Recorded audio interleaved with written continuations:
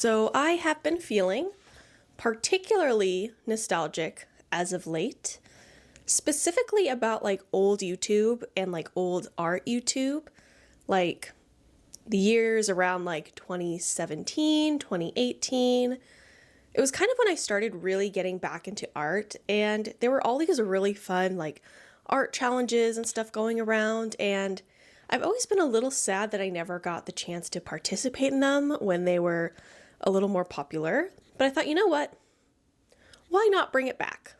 There's no reason I can't do it now. So I thought today I'm going to bring back one of the old ones, an oldie but a goodie, the 3-color challenge. So what I'm going to do is I'm going to randomly select 3 watercolor paints, and with the colors that I draw, make a piece and only use those colors.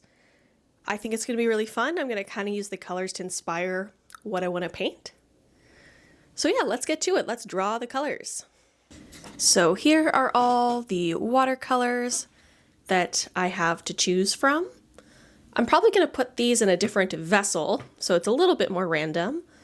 But this is like years worth of collecting. So I'm going to dump these into something else and see what colors I get. Let's go. Okay, I think I've got 3 in my hand right now.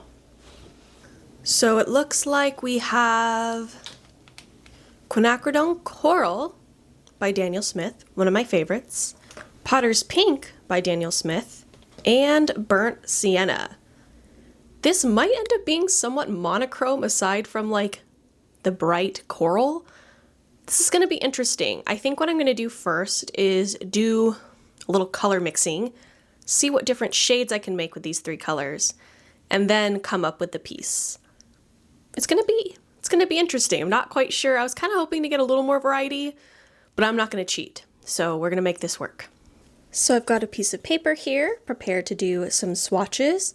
That way I can see how everything mixes and then plan where I want to place each color, and also what I actually want to paint to begin with.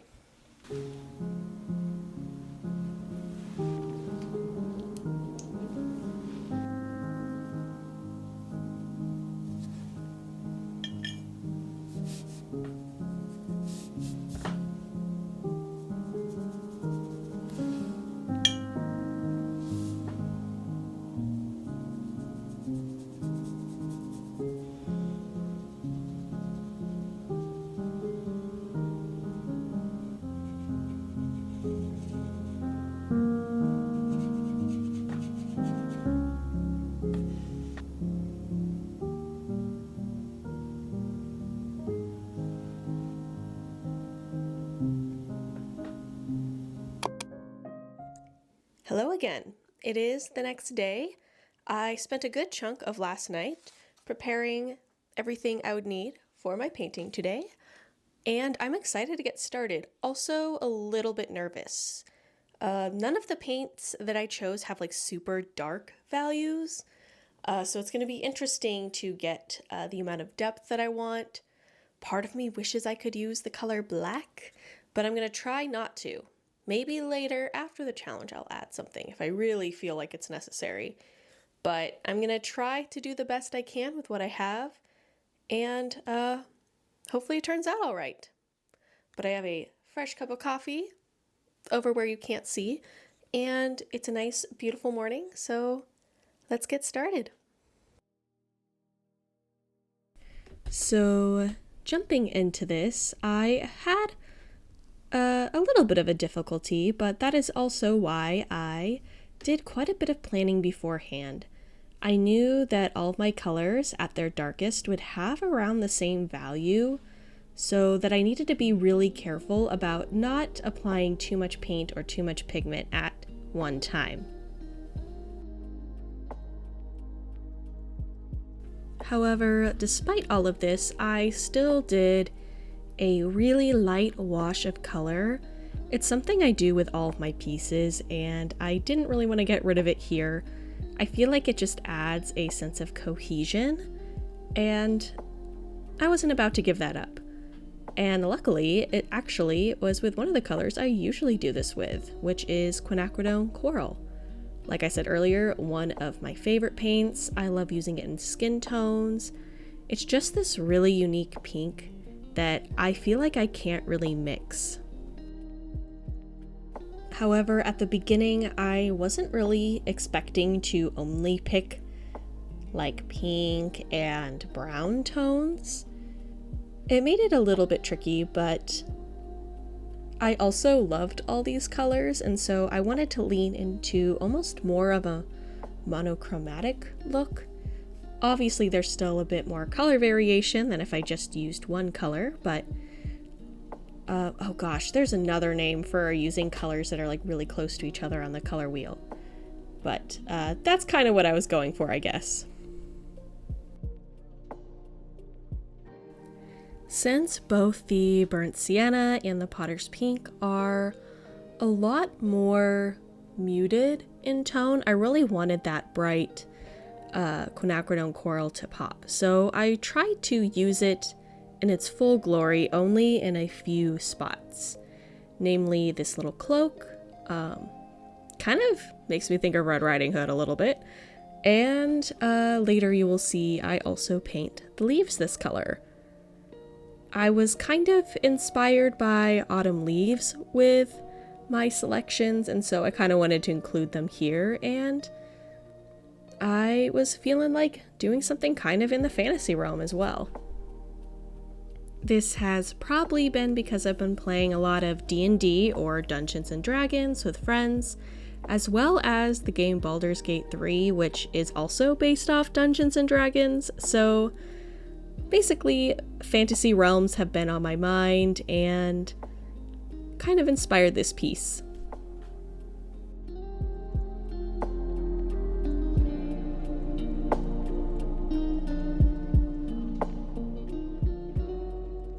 I think if I were to name this piece, it would probably be something along the lines of the Autumnal Blade, since I was thinking of this sword as something that is imbued with fall magic, and that is why there are red leaves growing around it, which, by the way, are my favorite color of fall leaf. I love seeing like different trees and bushes that have these like bright red leaves, so that was also a piece of my inspiration here.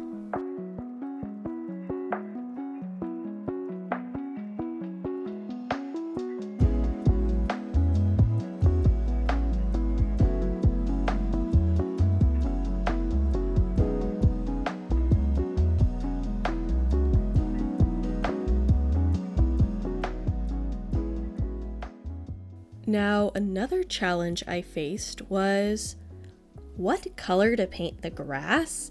I didn't quite know, but I ended up going up with pretty much straight potter's pink and maybe a little bit of burnt sienna. Potter's pink is actually kind of a difficult color to build up, but it gives this really interesting granulated texture. So I decided to use that to my advantage to create a little extra detail there.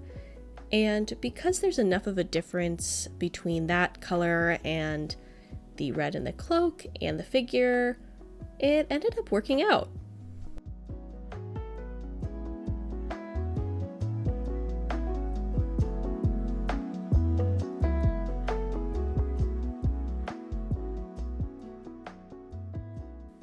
I also decided to use potter's pink for a lot of the sword.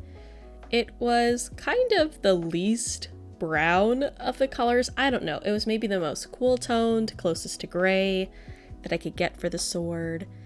And I think it mostly worked. Again, if I had chosen different colors for this piece, or really just was allowed to add colors, I probably would have used something different. But I was working with what I had. And then for the hilt, I decided to finally add some of that burnt sienna color.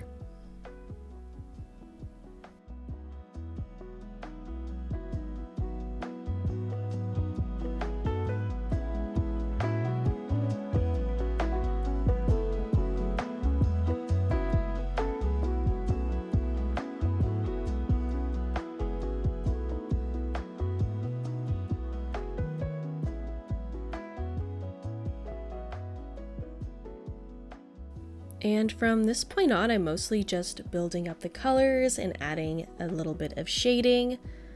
I probably could have gotten a little more detailed with the shading, but I decided to keep it a little bit more on the basic side. I kind of just wanted it to remain fairly soft.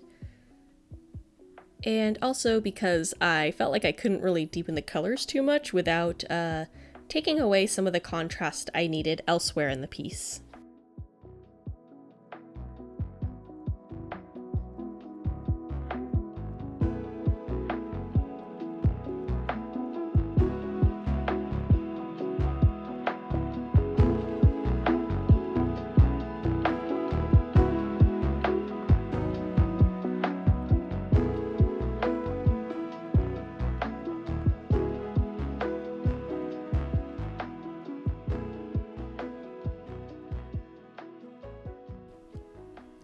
Now, at the end, I took my biggest risk.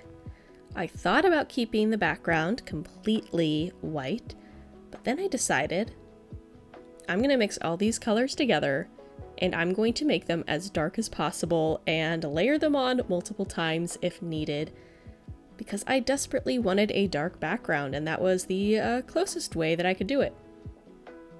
Ideally, I would have used black or a really, really deep red, deeper than I could get here, but I think I made it work. It's fairly textured, maybe not the smoothest, but I think that just adds a little bit of character.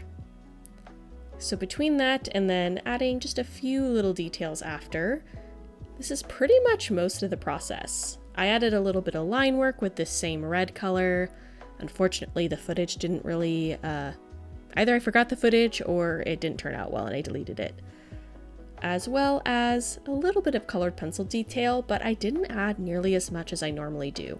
I kind of just wanted the watercolors to speak for themselves. And I think that was the right call this time around. I love my colored pencil details, but I just don't think it was needed here.